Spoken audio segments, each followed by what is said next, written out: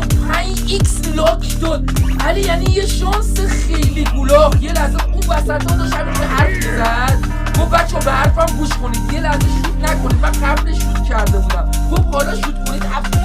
حاجی واسه چند ثانیه 75 برابر کرد شانسو. یعنی چیزایی که داخل لاکی بلاکاست یه چیز خیلی خیلی خیلی خفنی بشه.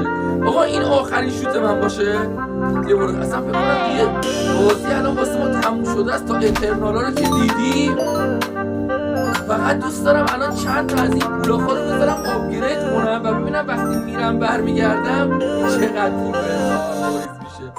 آقا داشتم آیتما رو میچیدم، گفت میخواید همه چی رو با هم دیگه قاطی کنم.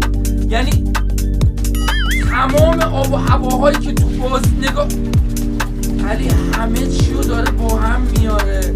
کل آب و هواهایی که بچه تو بازی بود و با هم آورده شلان.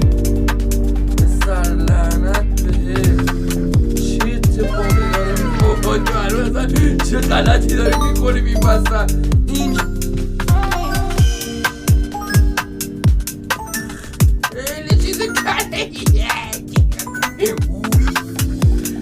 حالا ببین تو اینا یه دونه شانس مشتی هم به دوباره تا اترنال اومدین.